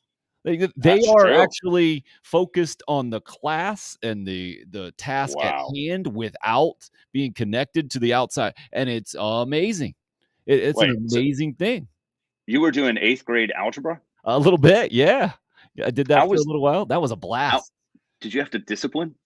N Were there any no. no? No, No? I'd just make fun of them, and they'd usually pipe down real quick, right? I mean, Nice. 8th graders were really cool in that way, and especially if you're, like, actually challenging them, Yeah. to a certain degree, and they were halfway interested in it, and if you're in algebra in 8th grade, usually you're pretty interested in doing well in school and the whole thing, so that was a blast. It all came back, it was somewhere down in the old Oh, yeah. skeleton brain, like my mathlete days from back in the day, and it just Mathlete. it just pops right Oh my god. Junior Mensa. such a nerd back in the day. Hey, you were mentioning the actual real work stuff. So why don't we get into a little bit of that? The Okay. headline yesterday, I know you've already forgotten about it, but Uh-huh. it was Gamecocks versus Gamecocks, right? Uh-huh. Yep. Jacksonville State popping on the Gamecock schedule for Yep. South Carolina, and what I think Yep. the date I wrote it down here, November 4th, 20 2023. The actual game and the implications and the serious sports talk would be what Jacksonville State's been a good lower tier program. They're moving up to Conference USA. You got to watch out, make sure they don't sneak up on you. It'd be very embarrassing to have another team that the only other team that shares your mascot. But the more interesting conversation is, all right, what's the nickname of this game gonna be, right? I think that's what you got on the Twitter. Is that where you went? Oh God, yes. So there are the one was cockfight. The number one I think was cockfight. But there are many that I don't know if I can read. Wait. York is already weighing in on the YouTube live stream saying, "Morning, all this unfiltered thing has the volume on low here at work." After what you've already said, good. You can't repeat it. Now that we're talking about actual work, yeah, and instead of edibles at a casino. So let's see. We got cockfight, Cox versus Cox. I don't even know what else. Well, I'm searching. Okay. I'm searching for it. I'm not advocating that you read all of these. I'm just saying that's where a lot of minds went yesterday when that news popped out. And it's kind of hilarious too, replacing Liberty on the schedule with Jacksonville State for 2023. Go ahead. Sorry, your audio popped in and out on me there. Your wireless stuff. You're way too big tonight for us, maybe. We'll see if Mike can fix his audio there as we actually. You see what happened when we actually started talking about like sports stuff, technical difficulties, talking bachelor party recap, no problem at all. As I see him over there trying to fix it. Let's see if we can get the crackling out. All right, we got you back, Mike. Nope, you're still crackling. That was nice. Okay, I think we're good now. Okay. The sportsy sports talk stuff off the top was about college football changing its schedule model in general, where the ACC talking about most likely going to go to the 3, 5, and 5 deal. And it took me a while to figure out that 3 + 5 equals 8 conference games. Yep. You change out those 5 every year, and then you get on a 2-year basis, and then you would go to every school once every 4 years. That works out perfectly. The SEC talking about expanding to a 9-game conference schedule, and then I think it would only make sense for them to go a 3-6-6 type deal, and this way you get every school in every 4 years. You got a chance to go there every 4 years as well. And to me, by and large, I think this is going to satisfy nearly everyone, or get as close to satisfying nearly everyone as you can in college football. Where are you at on that thing? Yeah, I like the pods. So I think I think the model that's getting a lot of traction is obviously the pods, right? You do four groups of 4 if you have 16, right? And the issue becomes like you guys were talking about earlier. How do you preserve these rivalries that have been there for a long time? Tennessee, Alabama, Florida, Georgia. That's the easy one, I guess, to do is Florida, Georgia, because I would assume that what they do is they break it down by region, right? And that's sort of the easiest thing to do. But no, I do like that. You can rotate it every couple years, and you can play a different pod, every single year. I think that's the way it goes, though.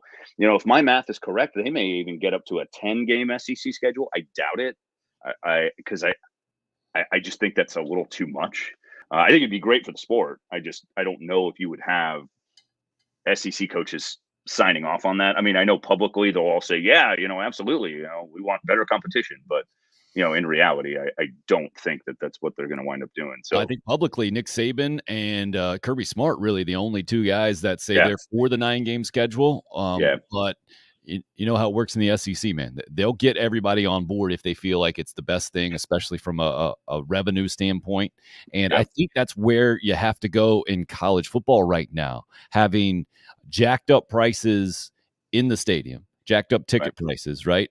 But added the amenities to go along with it to make it more like an NFL type experience, or maybe just to battle what you're dealing with at home when people have the HD TV and a bunch of different channels and a bunch of different options, man. I think you have to throw this out to the fans as well, to give them those opportunities to go to these other schools in the conference, to give South Carolina fans a chance to go to Texas and Oklahoma, Yeah. and like they've gone to Texas A&M and the whole deal, just to put that there, to make them feel more a part of a conference. Otherwise, it's just a kind of a conference on paper. The fact Georgia and Texas A&M haven't even really played each other, I don't think, since Texas A&M's been in the conference. Then we kind of call BS, I think, on the conference affiliation, don't you? Yeah, no, for sure. And I mean, let's not forget too that this is, it's it's based off of TV revenue too, like, because that's what drives the entire thing. So, if we can get these matchups like Georgia, Texas, right, on TV, like that's the most important part, I think, because again, where does all of this SEC money come from? It comes from TV, it comes from the college football playoff. So, getting these matchups on television, lots of eyeballs. I think that's that's the number one goal, I think, for athletics directors, is just to make the TV people happy.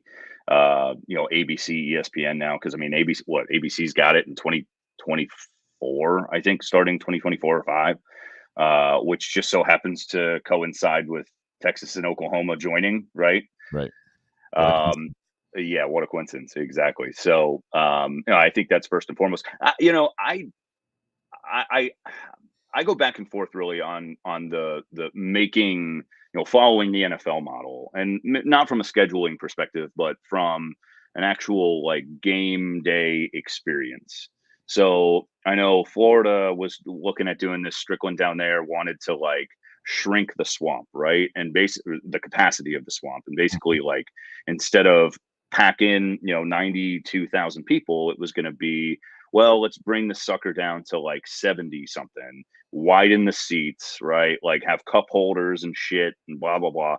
And I'm just like, this isn't like, that's not college football. In my opinion, college football is you cram as many people in, as many drunk people as you can into one environment, and you make them really, really loud, right? Like that's college football. It's not sitting back and like, like NFL is professional, right? And I get it. Like with NIL deals now, it's college football is becoming much more professional. But in terms of just an environment, I don't ever want to see that. I don't ever want to see that go away. And I think the more you start implementing technology like they do in San Francisco, like with like you can literally order chicken fingers to your seat off of an iPad. It takes away from that environment. Like I feel like college students should have to wait 30 minutes to get chicken fingers. Like that's a law, damn it, because we did it. We had to do it. So God damn it, they need to do it too. Justin weighing in with Jacksonville State 5-6 last year. UAB beat them 31-0, and then Jacksonville State beat Florida State. Yeah, that was a classic early season game. That was the only two FBS teams they faced. So let me ask you this: in your opinion, what are the pods? Like, I know this is kind of getting into the weeds a little bit, but are we talking like Florida, Georgia, South Carolina, Auburn, or Tennessee? I don't know. I mean, it's because if they base it off of region, then you have to think that Texas, Oklahoma, Texas A&M, and Missouri, right? Maybe. Yep. That's what I would think would be that one. Maybe you throw Arkansas in there. Yeah. Here's the thing on the pods. No one's going to be happy. I mean, no one's going to be completely happy, let's say. Yeah. Right? And everybody's going to be able to say, oh, look at this team. That's unfair and the whole deal. From my perspective, I just look at it from, what do I want to see year in and year out? I want to see Florida, Tennessee, Georgia. Right. From the South Carolina perspective. Now, right. It's certainly not the three easiest opponents. But to me, because I'm an old dude, Mike, older than you. You grew up in Gainesville, I know, but Florida's always been an SEC school, right? Forever. Mm-hmm. But I remember the pre-SEC days. And then when I think joining the SEC, especially from the SEC East perspective, that's what I think of, man. Florida, Georgia, Tennessee. And to have those three schools every single year will be a massive challenge. And I would think Shane Beamer would probably fight tooth and nail, and Ray Tanner maybe even as well. I don't know how these discussions are going to go. I know it's going to be ugly behind closed doors, and then everybody's going to say smile hard and say nice things afterwards. But if you're going to be a competitor for New Year's Day bowl game, if you're going to compete for any kind of championship in the Yeah. SEC, you're going to Yeah. have to go through those teams anyway. Right. Why not kind of stamp yourself, your own validity, and say, yeah, let's go. Yeah. Let's play with those guys. Well, and if it's not, Georgia, or if it's not Florida, it's going to be Alabama, or it's going to be Auburn, right? Like I you're mean, kind of you can wish for Vandy or Kentucky right. or Missouri or whatever you want to do, but I mean, as we've seen, that anybody outside of Vanderbilt in the SEC is certainly not an automatic win for the Gamecocks. And I mean, Steve Spurrier lost to Vanderbilt back in the day, so it's not like you're not going to get an overly favorable list of 3 opponents no matter where you go. Yeah. Now you can go the other way, I think, right? I mean, you get stuck with Yeah. what, Alabama, Florida, and Georgia right now, or Alabama, Georgia, and Which I they mean, wouldn't do.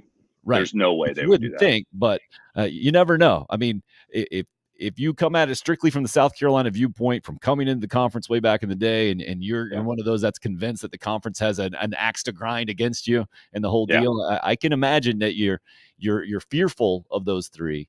But again, I don't know how you can make it overly easy on anybody when you're Yeah. setting up these pod systems, unless you're just really really unfair, which I know the SEC, that wouldn't behoove anyone in the long run, right? To say that, I mean, that's the biggest knock that Clemson has going against them, I feel Mhm. like, in these last several years, right? You can always point to the schedule and say, yeah, but Mhm. it's a cupcake deal, and the whole thing, and that just is not going to exist, I don't think, with these pods. What about you?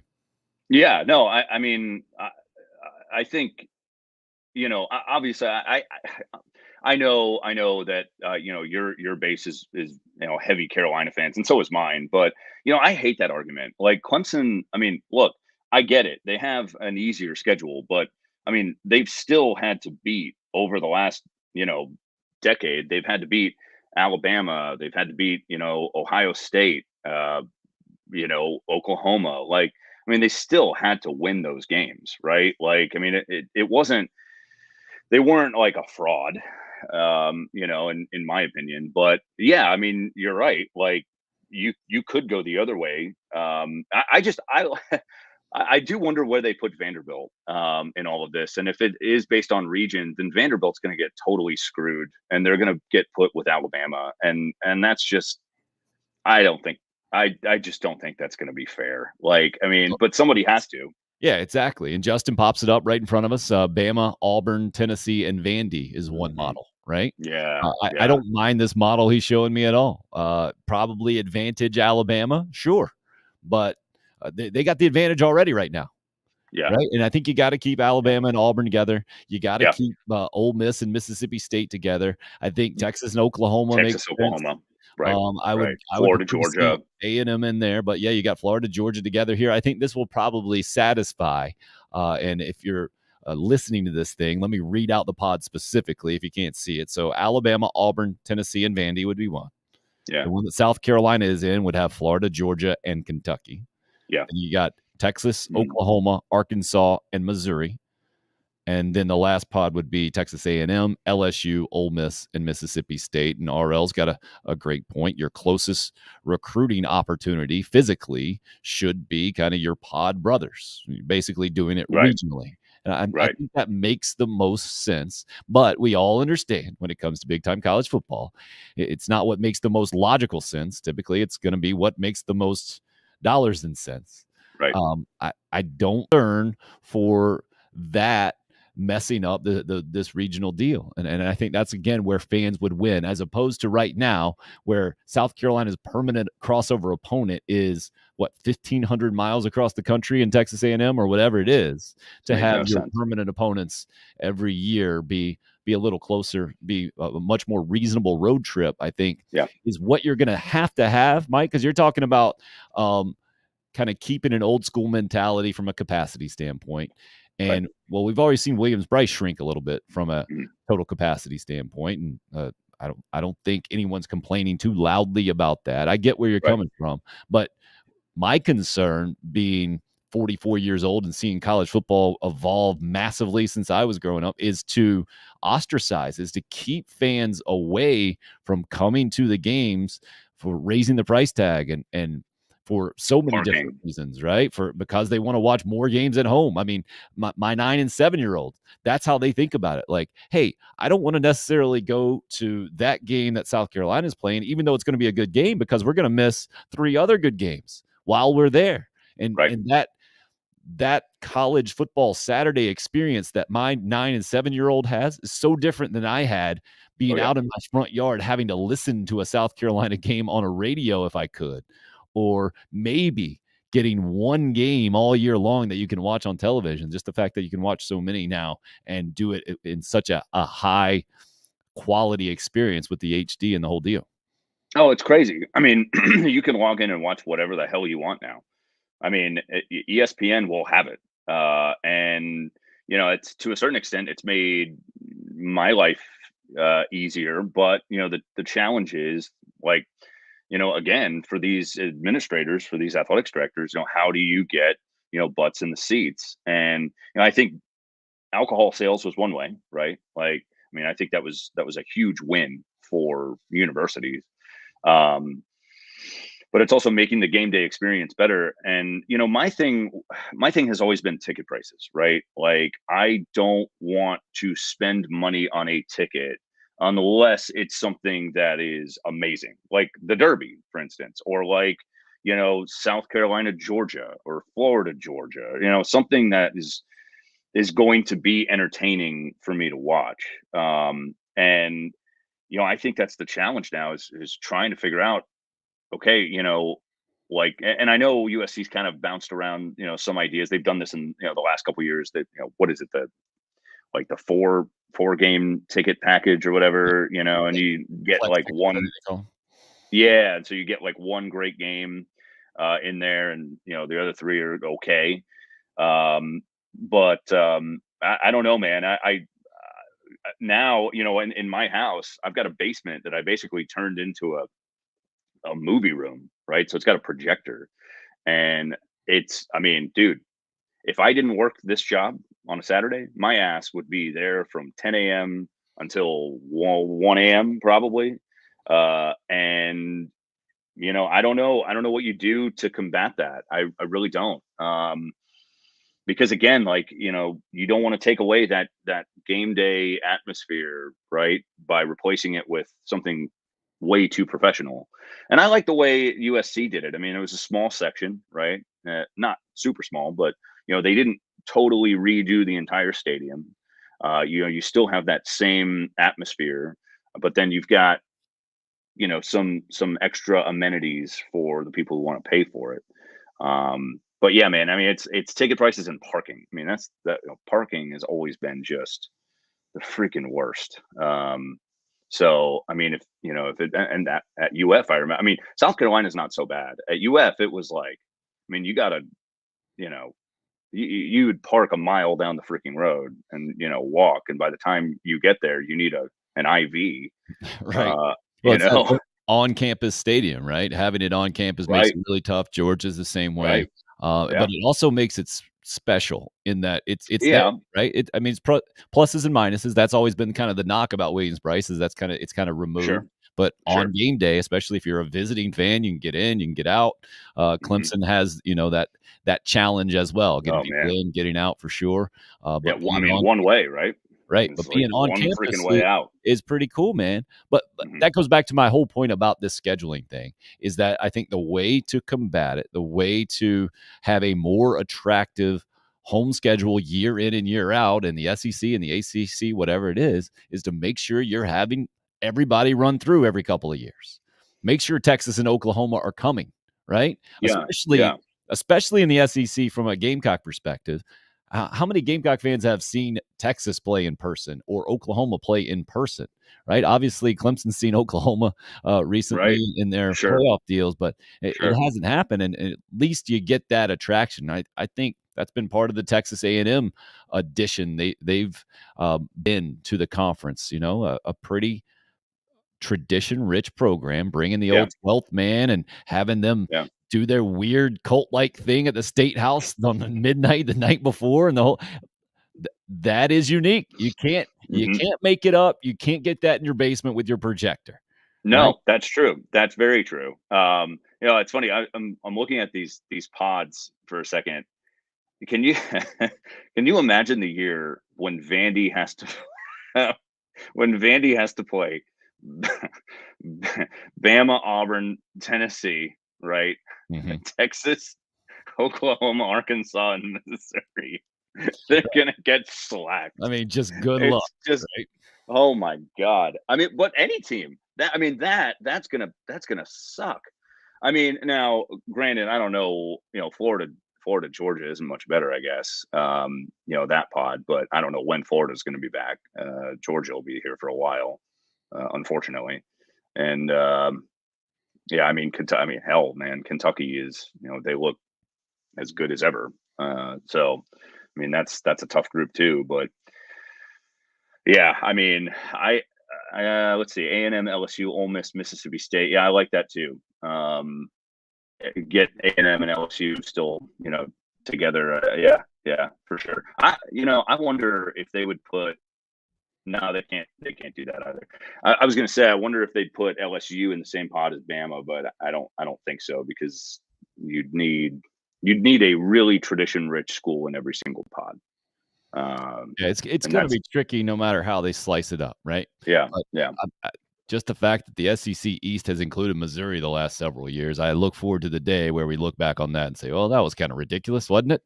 Oh my God. I mean, it's so stupid, right? And I still contend to this day that the reason why so many teams, so many East teams lose to Missouri is because it takes you a day to get out there. Like, I mean, it's just by the time you get out there. I mean, and I know this just from calling games from my UF days. Like, by the time you get out there, you're just like, holy God! I mean, like this is halfway across the freaking earth. Like, Well, and and it's not really just not. It's not that far, but it is when you're used to just going up to Columbia for the day or, Auburn. Like it is a massive journey. yeah, and then having gone there a couple of times, you don't get reinvigorated by the game day atmosphere at all there. No. And maybe they're better atmospheres when Missouri is playing a different opponent, but Mm, I find that hard to believe that I mean, I don't think anybody says the Missouri football atmosphere is one of the best in college football. Was it Josh Pate there who does the really successful podcast, giving the Gamecocks some love yesterday, talking about the yeah. Williams-Brice experience? Yeah. I mean, Texas A&M, I've always heard great things. I've yet to go out to that road trip, but that I mean, also either. is forever away. But then when Yeah. you're playing against the 12th man, there is no lack of energy. Yeah. That No. is not an issue there. Yeah. I mean, for sure. But I mean, Willie B doesn't get the credit it deserves. And I don't think it really did until Spurrier. I mean, because again, all of a sudden you had, these really cool Thursday night, matchups to kick off the season for South Carolina, and I mean that, in my opinion, was a huge recruiting advantage to just have that sort of be like the game, right? I mean, they did that for what 3 or 4 straight years, I think. Because they basically just wanted Spurrier on TV, right? Like Right. he's great television. Well, Um, part of the problem there too is you didn't have a head coach advocating for your game day experience, your school, right? yeah, Lou yeah, Holtz wasn't saying how special things were at South right, Carolina. Steve Spurrier right. was saying, "Yeah, it's just as good as anywhere I've been." And Will Muschamp was like, "Yeah, it's like in the SEC." But Shane Beamer's a different dude, right? And Yeah, I saw the physical reaction to the Will Muschamp mention, and I think most of us who have covered Columbia sports happy to have moved on and the whole deal. But I do think you're going to start seeing more of that, and that to me is the Shane Beamer effect. You got to give him most of the credit there because yep, of how he's approached his role as spokesman, as yep. basically the spokesman for the University of South Carolina in a lot of ways. You for a program that has struggled since Spurrier, you like South Carolina needed a guy who fully believed in the program, and it wasn't just an act, right? Like he truly does believe that South Carolina can once again become relevant in college football. And that's really honestly, like, I think that's where I mean, aside from, I would say maybe Alabama, every school needs that. Like Dan Mullen, for instance, thought that, he could just win by being an offensive genius. And, he quickly found out, unfortunately, you can't, right? Like, you've got to be able to sell your program, and he couldn't. Um, Will Muschamp is, I mean, let's be honest. I mean, he's a good coach. He's a great coach. Uh, Maybe not the best game day coach. Decision making, right, was always kind of an issue. But I mean, he could certainly identify talent. I mean, look at all the guys that he put in the NFL. Um, but again, my thing with Muschamp was always he never wanted to do and go above and beyond sort of like the X's and O's, right? Like, he was a guy who just like stayed pretty much in his office, his basement, and just like broke down film. He didn't want to go out and schmooze. You know, I think he got really tired of recruiting, and it kind of imploded on itself. So So it definitely was ugly at the end. I think it was maybe just more of a fit, right? I think yeah, Muschamp is a football guy, man, and yeah, I think all of his players, everybody who played for him, really respected that and kind of were attracted to that and right, still appreciate that. But yeah, you you couldn't be that at his level. Steve Spurrier could be that, right? yeah, Steve Spurrier is one of maybe 5 guys in the history of college football to succeed in that way. yeah. Will Well, and Muschamp's not at that level. Well, and he was, and Spurrier was always like that. At UF, I mean, it was always like, I don't need to recruit; they'll come to me. Right. And he had that same sort of mentality, I think, at South Carolina too. It was, do you know who the hell I am? And not to say that he didn't recruit. I mean, he did, and he put his staff together so that they could recruit, but I still think that he held that mentality, like, well, fuck them. Like, if they don't want to play for me, I don't care. And one of my favorite stories ever in college football, Florida had this guy named Rex Grossman, right? He was probably one of the best UF quarterbacks ever. And Spurrier didn't recruit him because they got this guy named Brock Berlin, who was supposed to be the best quarterback in the state, the best quarterback in the country, right? Like, he was the man. And Rex Grossman's dad literally had to send Spurrier a VHS tape of his son throwing, and was like, "You need to look at my son." And Spurrier was like, "Oh, this guy can chug it around. Like, and that's when it started.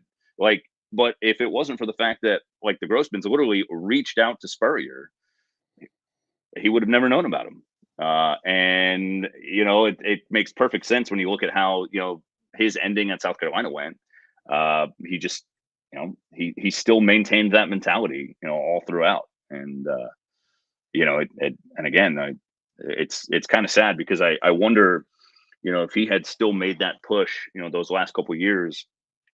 I do wonder where South Carolina would be today. I mean, not to put it all on him, but certainly, like, those last couple years, we all know. I mean, he said it. Um, the recruiting, definitely dropped off, and um, but again, it's a long time ago, I Right. guess, at this point. And But now things feel completely different with they do, rolling into year number 2 off of the bowl win and the whole deal. yeah, So that's where we are with the football program. Wanted before we let you go, wanted to get your take on maybe a couple of other Gamecock situations, specifically the yeah. hiring of Lamont Paris, the exit of Frank Martin, Hmm. not too old from now or relatively recently. What'd you make of the basketball transition? Oh, well, I mean, look, like, I guess I was a big Frank guy. I really liked Frank. And Frank was one of the few coaches that was very real with me. And even though sometimes he could come across as really abrasive, obviously, he was a very real guy, and he told the truth. And um, I felt like, he was just an incredibly authentic guy.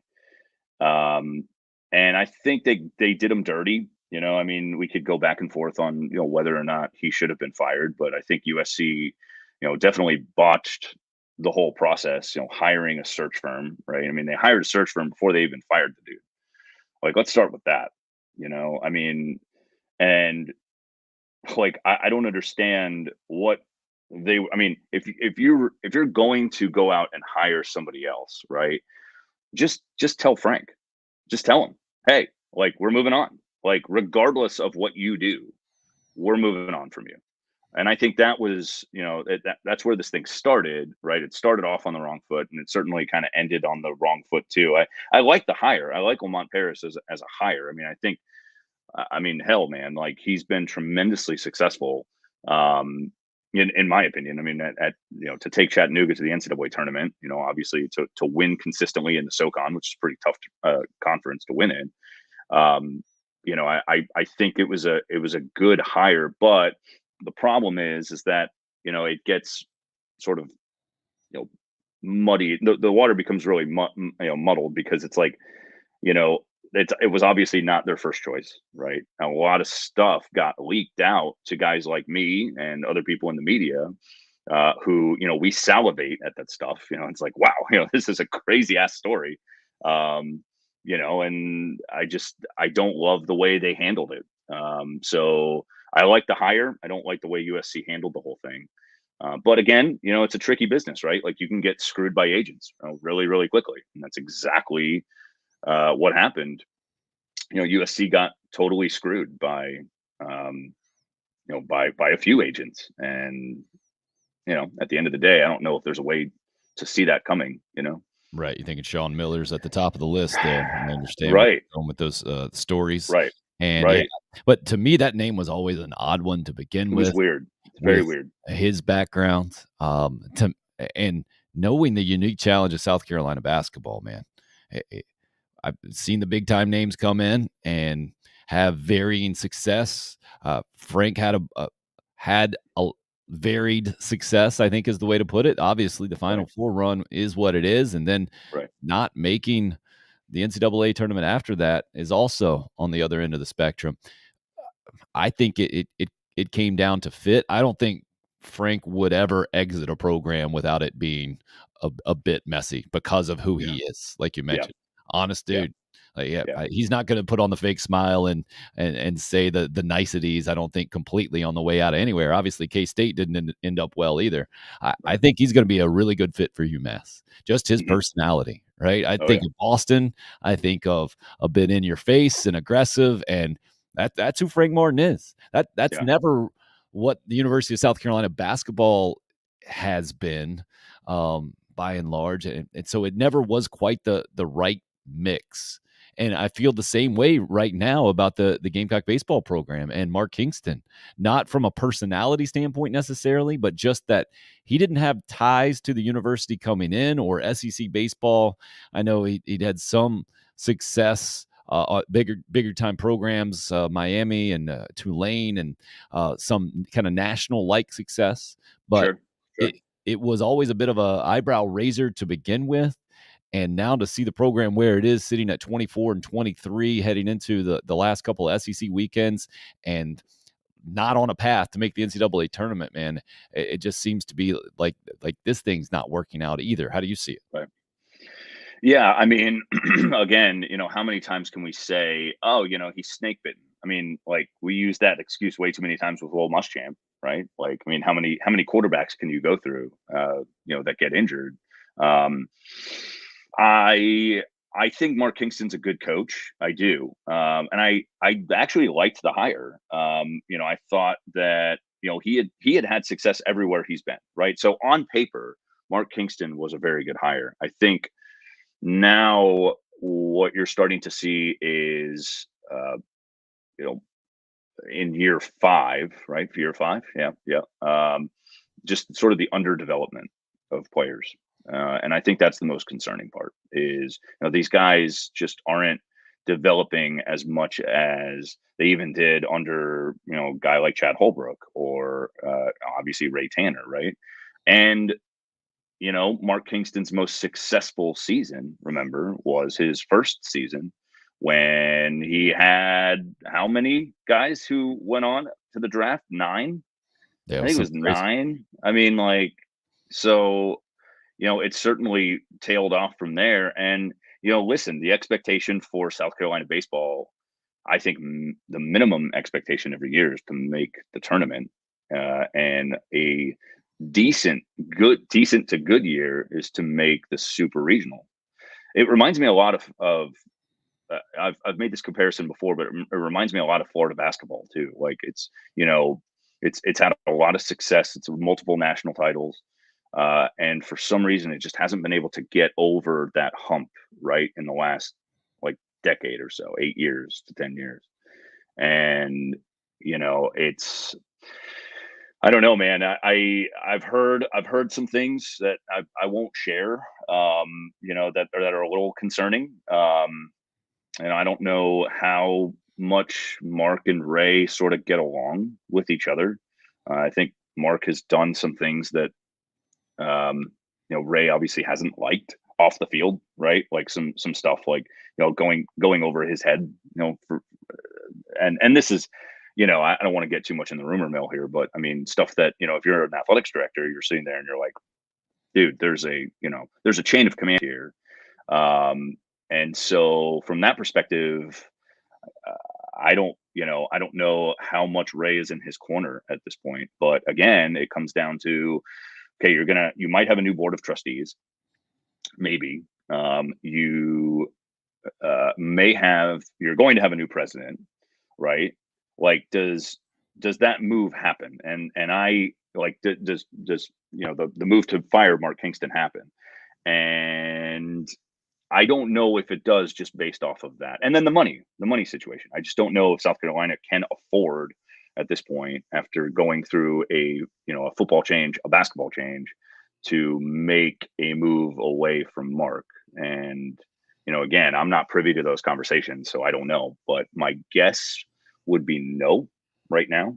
And he's got one more year to figure it out. See, to me, I go the other way. Well, how much does it cost to not make a move? And I think that's why they ended up making the Will Muschamp change. And Right. You look at it to this point, I think it looks like a pretty good move. And I don't know if that's how it's going to work with the baseball program. Those expectations are so big, like you're talking about. I think that's a great comparison to Florida basketball and what we saw with the Mike White situation and the whole deal. It doesn't help Mark Kingston right now that Chad Holbrook is having a really good season at the College of Charleston and just beat Clemson in Columbia. Just beat Clemson in Columbia. Yeah. Right. That doesn't help a bit either with the kind of the public perception, and it does matter. On the same night, by the way, that South Carolina lost to USC Upstate on the other side of town. So, I mean, it's no, for sure. But, again, I wonder, the board is going through this whole investigation, right? Because they've spent too much money on coaching moves. And so, are they going to really, in the middle of this thing, are they going to make another move? And it does make sense. Like it makes sense financially. And I understand where you're coming from. Totally. I mean, like, it's an investment, obviously, right? So if you don't make the move now, how much does that cost you? But if you're already mired in this, investigation that's based off of you hiring and firing coaches and spending way too much money to do so, then do they feel confident to make that move? Right. I think it would be a bold one. And I think, there's some rumblings about, I don't know if you've heard the same thing, but maybe Tanner hanging it up, this summer. And I don't know if that's true or not. I have no clue. But, does his reputation has already, I don't want to say been tarnished, but and as an athletics director, it has, I think. And do you want that last move to be basically an admittance that this is another one of my hires that didn't work out? Because by firing that guy, you were admitting that it didn't work out. Yeah, but to me, that is kind of revisionist history. The results are the results, man. Right. I mean, on the field, it happened the other night. Unfortunately for the Gamecocks, right? USC Upstate comes in and beats you, and Chad Holbrook, a couple of miles away, beats Clemson with the College of Charleston. That happened. So I think you kind of have to make moves accordingly and not worry about any kind of repercussions or whatever your perception is out there. But it will be interesting to see what happens for sure here in the next several weeks for Gamecock baseball, next several years for Gamecock basketball, the Lamont Paris era, and Gamecock football too, as the Shane Beamer era continues to evolve. I'm hopeful that your liver is going to continue to evolve, right? I feel like maybe you even perked up as you made it almost an hour with us, or a little bit man, an hour or so. Wow, we did. That's amazing. I'm feeling much better. The liquid IVs are incredible. So yes, I would totally do that. Oh, here we go. Justin Stevens. Tanner steps down and becomes baseball coach again. LOL. Yeah, I don't think we're going to see that anytime soon. But hey, baseball fans, I guess, around Carolina can always be hopeful in that way. Hey, man, really appreciate you popping on. No, thank you, buddy. And again, like I've said it before, but I owe so much to you, and you are my mentor, and I love you to death. And I know you've taken you've been in this shitstorm for a little while, and I want you to know we got your back. So I wouldn't sincerely, like I met my fiance here, and I was in the middle of Davenport, Iowa, right next to a freaking John Deere plant, and I was miserable, and you saved me. So I owe much of my life to you. So thank you. Stop sincerely. It. Mike Gillespie, ladies and gentlemen, from ABC Columbia. Keep doing the good work there, sir, and bounce back with the liver real quick. I will try. Dude, that was great. Great hearing from Mike. Follow him, Mike, ABC Columbia, on Twitter. Obviously, the 6 and 11 o'clock news, Monday through Friday, I think is his schedule, as long as the raging bachelor parties will allow, and he doesn't make his other co-workers cover for him too much. And loved hanging out with you this I guess it is afternoon now, this morning in general. We've gotten a lot of stuff today. And we're a lot of different places. Whenever you want us in the podcast version, Spotify, and all of those things. Working on popping it up on Apple. I think the Google podcast is working pretty good these days as well. Please subscribe to the YouTube channel if you can. Spread the word. Love having you on the live stream every day from 10 a.m. to noon, and your interaction as it goes there. Appreciate you guys interacting and being on today. That'll do it for the Wednesday edition of the Thursday show. It's actually Thursday, right? The Thursday edition of Tim Hill, Unrestricted Free Agent. Got a couple of guests lined up for you tomorrow. Perry Orth, former Gamecock quarterback, will be on. We'll have some fun with him. Going to get into an officiating segment with an official as well. That's coming up on the Friday show. Thanks for listening again. Tim Hill, Unrestricted Free Agent.